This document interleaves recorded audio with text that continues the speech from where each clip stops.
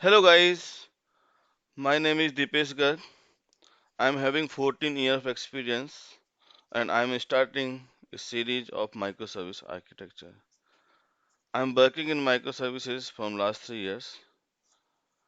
So in this series, I'm going to tell that what is microservice, why we should use microservices, what is the benefit of using microservice, what is disadvantage of using microservices, how you design the microservices, what all design pattern we use in microservices, and we also trying to give demo of all those design principles.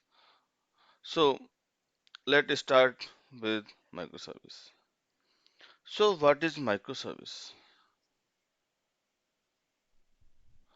Microservices are autonomous, self-dependent, functionally bounded, small services which have single functionality in it, and these are very high cohesive in nature and loose coupled. So I'm trying to explain the each point of microservice.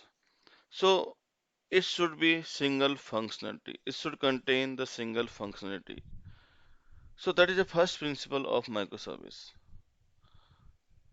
A microservice should focus on only one functionality. Second point, it should be high cohesive. So high cohesive, so cohesive means that it contain only one functionality. So like earlier we had alarm. So alarm is having only one functionality. We had wristwatch. So that have only one functionality. So they are very high cohesive in nature. But my mobile phone. So mobile phones having multiple functionality. Earlier they used to used only for calling, but now they use for time, they use for alarm, they are using as a uh, they have a multiple functions, so they are not high cohesive in nature. So our microservice should be high cohesive so that a developer is focused only on that functionality. Microservices should be loose coupled and they are autonomous in nature. So if I am saying autonomous, it means they are dependent or they are free to choose any technology. They are free to deploy at any time without worrying about dependency or impact on other services. So they take their own decision. They will not dependent on others and others are not dependent on them. Self-dependent. So these microservices should be self-dependent. So as I explained in autonomous, so same way here, so they are dependent or they are self-dependent. They should not be dependent on other. And it should be functionally bounded. So each microservices has some boundary, has some scope that should be defined when you design the microservice. If you don't define this boundary at the time of design, later on it may be or because of this your microservice architecture may fail. I will explain you further that how you define these boundaries. So what is why we come to microservice architecture? So earlier we used to have monolithic application. So in monolithic application, what happened that we are deploying every functionality of a application in a single VS. So like if it is an e-commerce application, it contains many modules like order, payment, customer info, card detail, delivery. So everything is in one VS. So if you are going to change, if you need to do any change in any functionality, Even a small change take more time to go in production because because you don't know that what change or because of this change what impact can be there in other module because every module is tight coupled, they all are deployed in one BS. So it took lot of time for impact testing. So rapid development is not possible in monolith application. But in agile world, we need to deliver our functionality very fast. We can't wait for 1 month or 2 months. So in today's need, in agility world, we need to deliver fast. So monolith is not proper for that.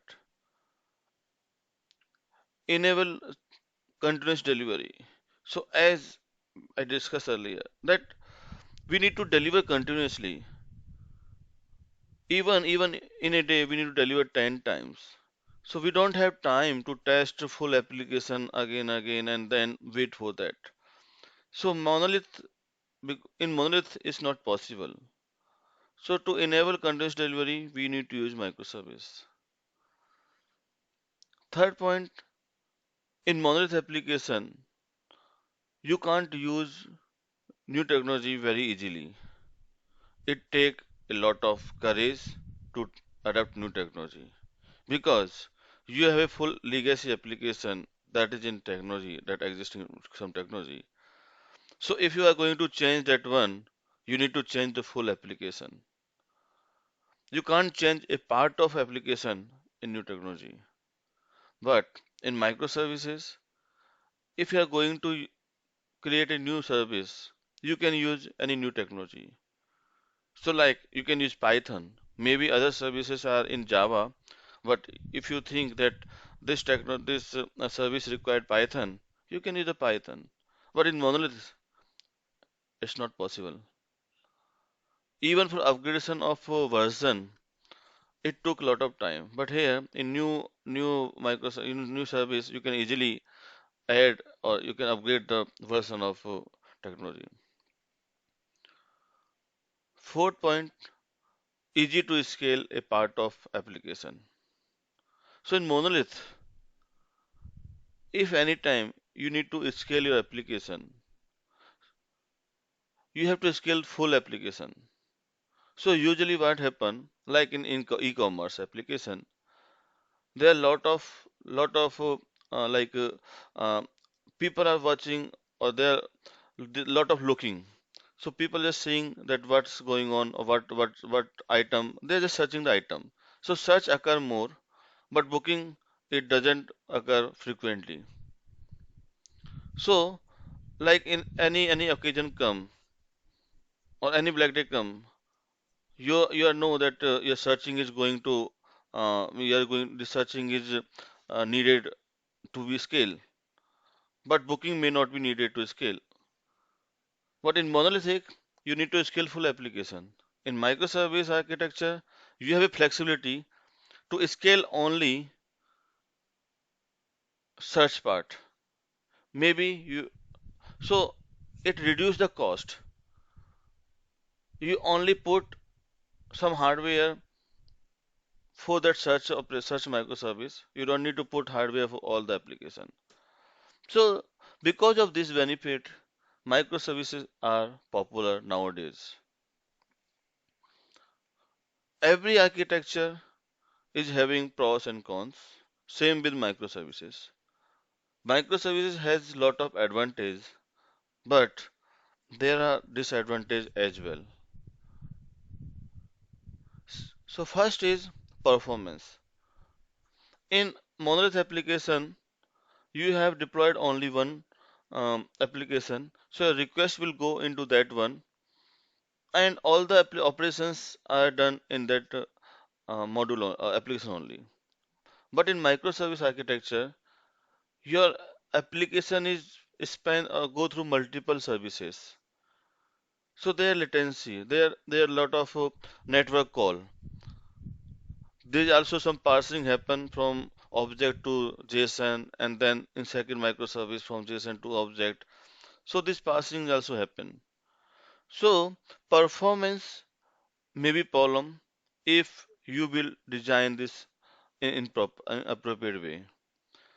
Today we have fiber cables and high broadband, so this can be this can be um, not a big problem. But if your design is not proper, if you use low broadband, then it may be problem. Tough to debug.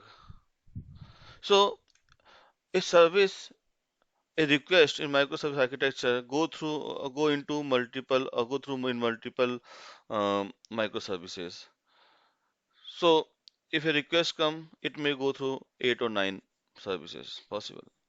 Now, if you want to debug that what happened to my request in monolith, it is very easy. You have one application, you can see the logs and you can see that what happened to my request. But here in microservice, in which microservice it failed and where it is exactly now, that's very tough. Though we have some solution that I have discussed later, but it take time to debug and it requires some infrastructure for that. Change in configuration. So let's suppose you have configuration like currency and you need to change the currency from USD to INR. So in monolith application, it is very easy. You change in property file because there is one application, and in that application you change the property file. But in microservice, since you have many microservices, very services, so you have to change in many places, and it's very tedious job.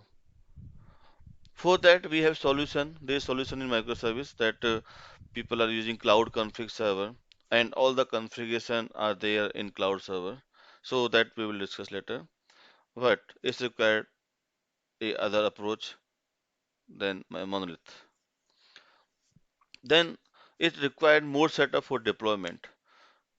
In monolith, you need to deploy only one application in and that is one BS or maybe in 2 3 BS, or it depends on the script, but it is only one application, deployable application.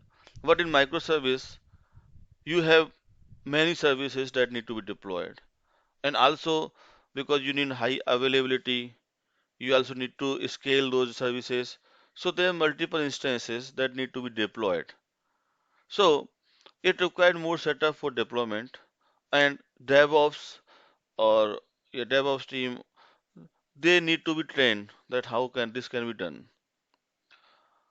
Then it also required more collaboration between teams because now every team is working their own independently. If they will not collaborate, there may be chances that some services can be returned duplicate. So then there is more collaboration required between teams. So these are disadvantage of microservices. So this is typical monolith application. We have a client or we have a monolith application that is accessed by client. Client means it can be any RESTful client. It can be accessed by UI, and this is only one application that is being deployed. It may be having multiple instances for high availability and scalability, but as a deployed unit is only one application and one WAR file, and then it is connected to DB. So this is very simple application. But if I'm going to convert this into my microservice architecture, this is this is a basic structure of microservice. It is just a hypothetical, but it depends on your application. It may change. So this is a simple e-commerce website where we have this client like is RESTful web so client or UI is connecting to this this application. So in monolithic we have order module, we had payment, we have card module, we have delivery module. So these all modules or these there are multiple services in microservice architecture.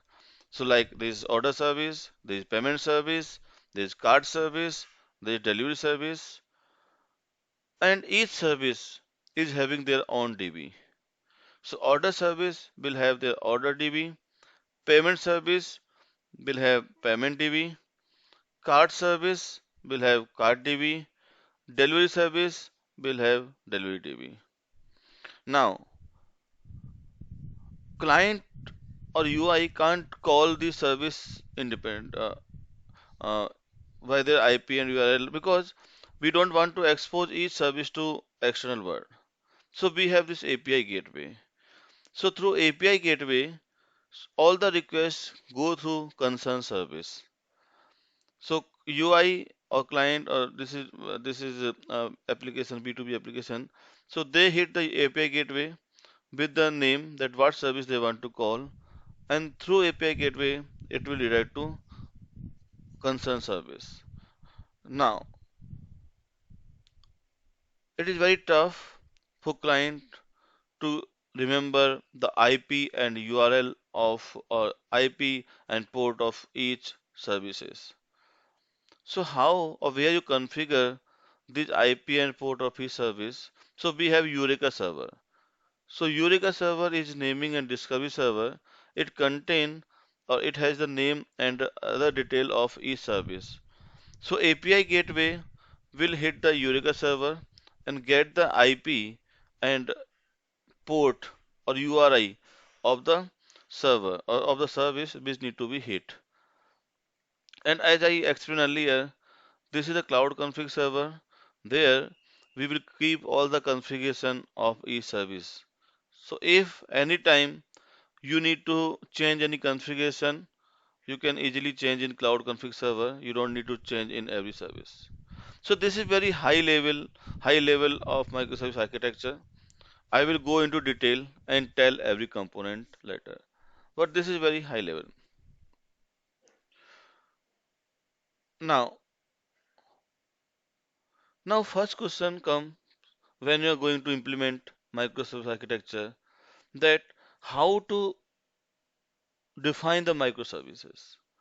If you are going to create a new application or you have an existing service and you need to convert that existing application to microservice. So first question come, how to define the microservices? And that is very tedious and very important things that need to be uh, considered. So there are three patterns that we use for decomposing your application into microservices. The first pattern is decomposition by business capability. Second is decomposition by subdomain. And third is strangler pattern. So, what is decomposition by business capability? So, when you are designing your microservice, what you do, you break your application into small pieces by business capability. So, for example, you are going to design an insurance company project or application. So, there are multiple business capability like sales, marketing, claim processing, billing. So, these are business capability.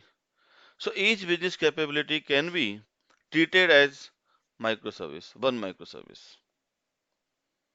And this is good approach and this is starting point when you are designing microservice.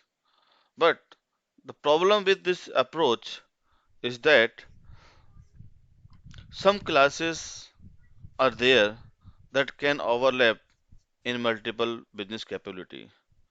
So like in this insurance example, we have a customer.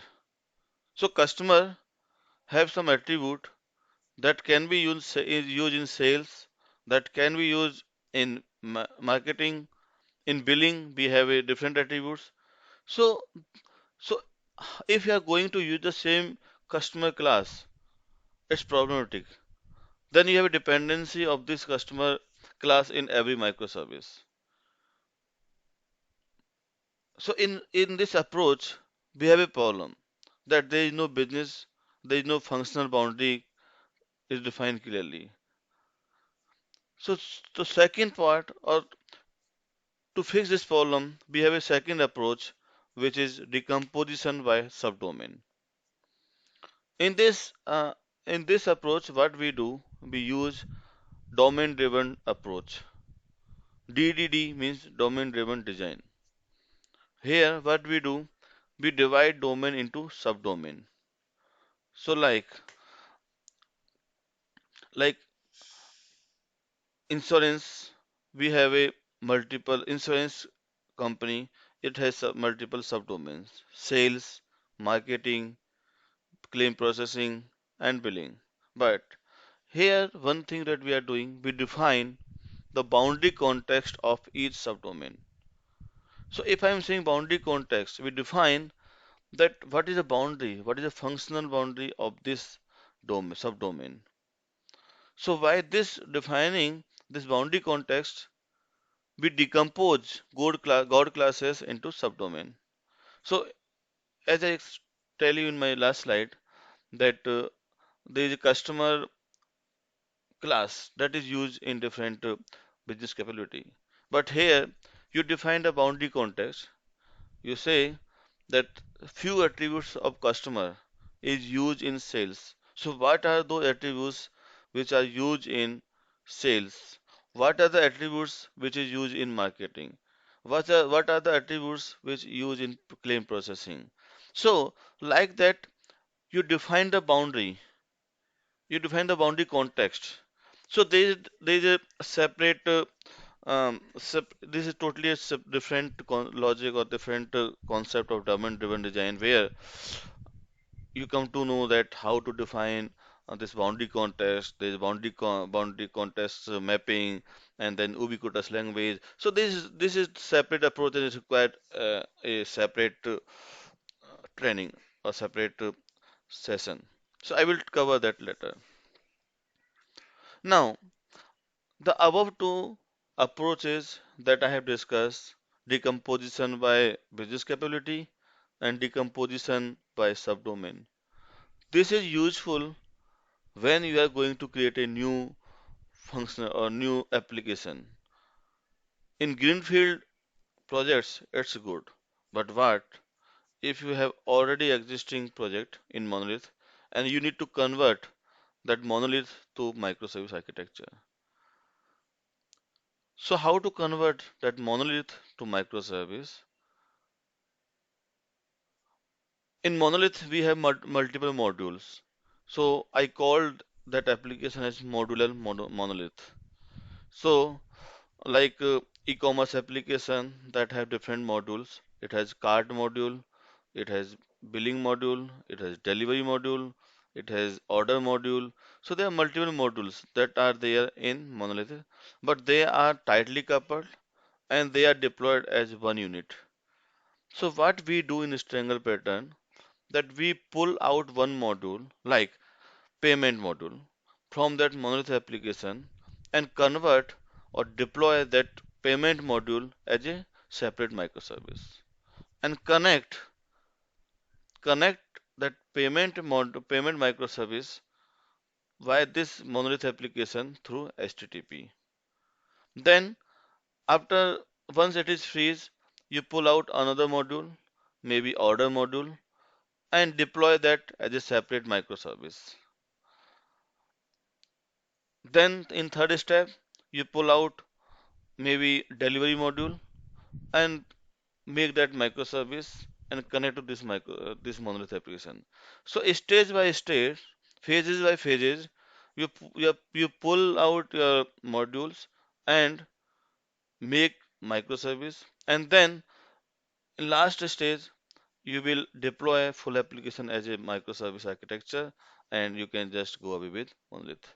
So it helps us in converting monolith to microservice in phases, but it has the problems like in microservice architecture you have one database for each services, but here you have already a database that is for all the others for that was for monolith application, and it is very difficult to divide or to separate out the database for each microservice. So for that, let keep that database as a shared. Let keep that one database for all the microservices. So that is acceptable. So this is the basic thing that I have covered in this first session. So thank you, thank you very much.